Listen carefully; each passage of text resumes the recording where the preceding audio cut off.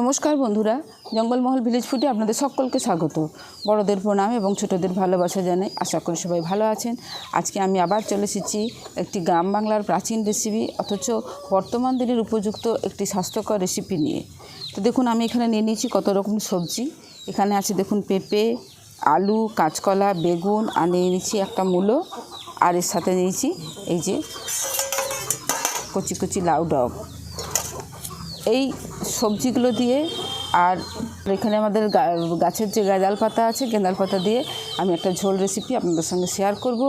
বর্তমানে গ্যাস অম্বলে তো মানুষের সংখ্যা প্রচুর, মানে গ্যাস অম্বলে ভোগে না এরকম মানুষের সংখ্যা হয়তো খুবই কম। আবার এই বর্ষাকালে কি হয়, বিভিন্ন রকমের মানে পেটের সমস্যা দেখা দেয়। আর লিভারের জন্য এই রেসিপিটি কিন্তু খুবই উপযোগী এবং খুব কার্যকরী একটি রেসিপি। শুধু বর্ষাকালে নয়, সব ঋতুতেই এই রেসিপিটি খাওয়া উচিত। তো এই সব রেসিপি এখন বর্তমান যুগে তো খুবই বিরল হয়ে গেছে, মানুষের ফাস্টফুডের প্রতি অ্যাট্রাকশান অনেক বেড়ে গেছে।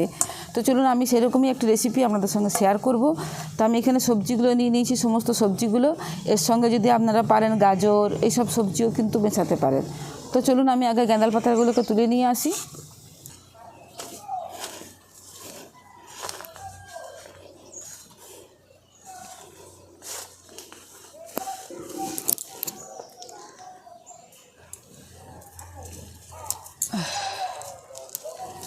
এই দেখুন, চারদিকটা কিন্তু এগুলো সব গাঁদাল পাতার লতা। এই যে লতগুলো গেছে চারদিকটা এতেই। আর এই বর্ষাকাল তো, বর্ষাকালে দেখবেন অনেক ফাঙ্গাস হয়ে যায় পাতার মধ্যে, আর ছোটো ছোটো সেই পোকা ডিম পাড়ে আর কি। তার জন্য দেখে দেখে নিতে হয় পাতাগুলোকে। আর এই যে দেখুন, এগুলো পরিষ্কারই আছে।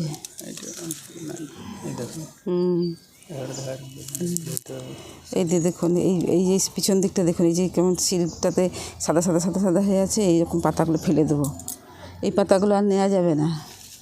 বর্ষাকাল তো, বর্ষাকালে বেশ সমস্যা। এটাও তো আছে সাদা সাদা, এই যে এইটা ভালো আছে।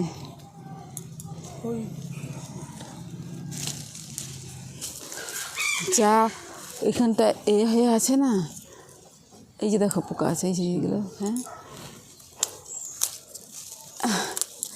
দেখি এখান থেকে নিয়ে যাই, নিয়ে গিয়ে ওখানটা বাছবো ভালো করে, পরিষ্কার করে। এই যে এইগুলো, এইটাই আছে, এইটাই। দাঁড়াও, কাঁঠা আনারস পাকার গন্ধ বেরোচ্ছে যে। তাই দেখুন, এখানে একটা আনারস পেকে আছে গো। হায় হায়, এই যে এই গাছটাই ছোট, হ্যাঁ থেকে গেছিলো, এটা দেখাই হয়নি। ধরো এখান থেকে,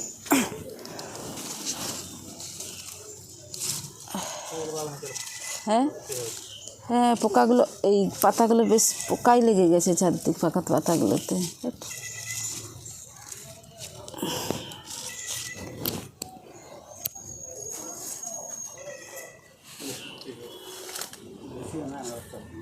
হুম হুম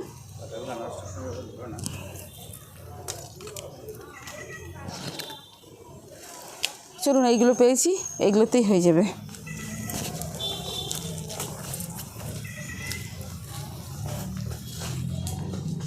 দেখুন, গাঁদাল পাতাগুলো তুলে নিয়ে এসে আর ভালো করে বেছে পরিষ্কার করে ওখানে বালতির জলে কিন্তু ভিজতে দিয়ে দিয়েছি। আর ততক্ষণ আমি সবজিগুলোকে কেটে নিচ্ছি।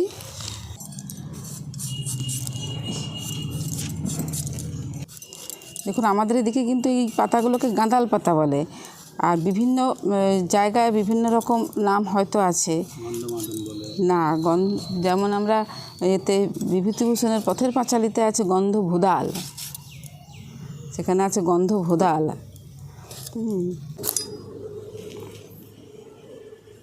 পেঁপের বীজগুলো কেমন দেখো।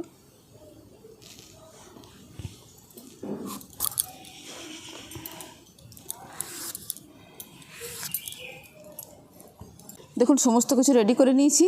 আর এদিকে দেখুন, এই গেঁদাল পাতাগুলো ভালো করে ধুয়ে আর আমি বেটে নিয়ে চলে এসেছি। উনুনটাও ধরে দিয়েছি, কড়াটা বসিয়ে দিচ্ছি।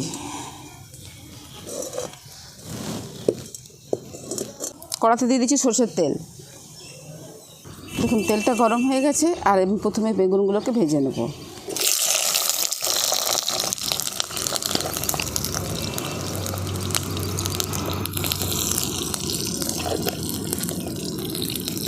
বেগুনের সাথে দিয়ে দিচ্ছি নুন আর হলুদ।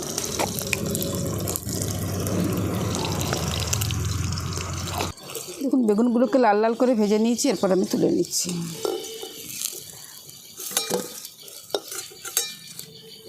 কড়াতে দিচ্ছি আর একটুখানি সরষের তেল, খুব একটা বেশি তেল দেবো না, হালকা করেই রান্না করব।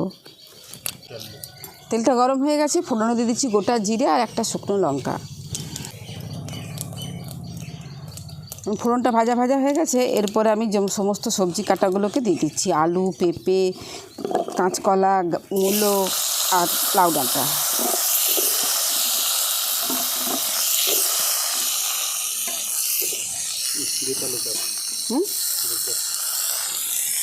দেখুন দিয়ে দিচ্ছি পরিমাণ মতো নুন, দিয়ে দিচ্ছি হলুদ।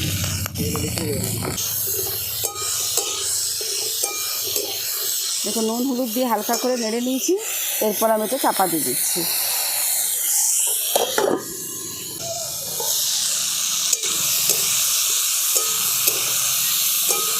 দেখুন সবজিগুলো থেকে একটা হালকা জল বেরোয় নুনটা দেওয়ার ফলে। এবারে জলটা মানে শুকনো হওয়া পর্যন্ত একটু ভাজা ভাজা করে নেব। আবার চাপা দিয়ে দিচ্ছি।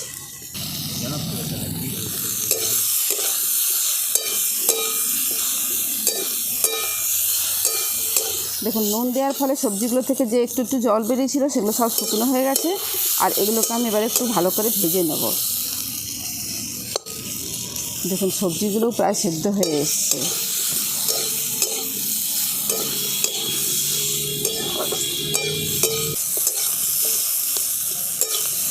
দেখুন সবজিগুলোকে সব লাল লাল করে ভেজে নিয়েছি। দেখুন এরপর আমি দিয়ে দিচ্ছি যে গাঁদাল পাতাটা বেটে রেখেছি, এই গাঁদাল পাতা বাটাটা।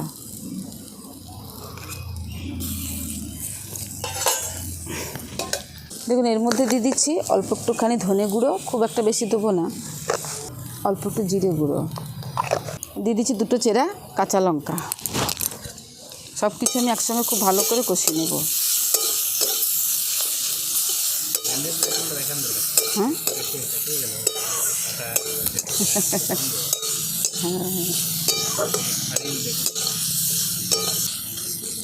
দেখুন ভালো করে একটু কষিয়ে নিয়েছি, এরপর দিয়ে দেবো অল্প একটুখানি জল।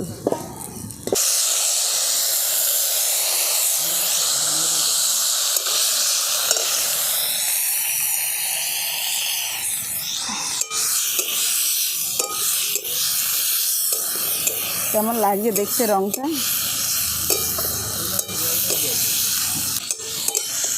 এই দেখুন কীরকম দেখতে লাগছে। দেখুন সবজিগুলো খুব ভালো করে কষিয়ে নিয়েছি, এরপর আমি জল ঢেলে দেবো।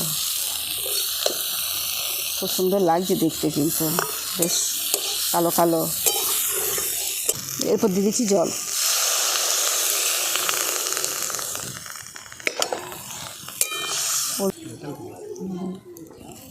দেখুন কিছুক্ষণ পর ঢাকাটা খুলে দেখে নিচ্ছি। এই দেখুন সমস্ত সবজিগুলো ভালো করে গ্রেভিটা ফুটে গেছে।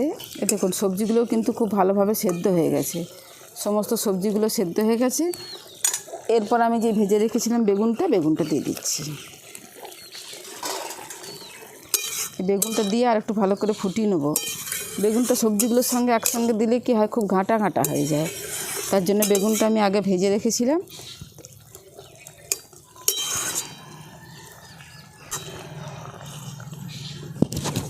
দেখুন সমস্ত কিছু খুব ভালোভাবে ফুটিয়ে নিয়েছি, এরপর এটাকে আমি নামিয়ে নিচ্ছি। দেখুন এখানে আমি একটুখানি বাটা রেখে দিয়েছি, বাটাটা একটু কম হয়েছে। এই বাটাটা দিয়ে কিন্তু আমি পাতার যে বড়া আছে, বড়া করে খেয়ে নেওয়া যায়। বেসন চালগুড়ি দিয়েও বড়াটা ভাজা যায়, আবার যদি মুসুর ডাল ভিজিয়ে আর এই গাঁদাল পাতা দিয়েও কিন্তু বড়া ভাজা যায়, সেটাও কিন্তু খেতে দুর্দান্ত লাগে। চলুন রেসিপিটা হয়ে গেছে, এরপর এটাকে আমি নামিয়ে দিচ্ছি।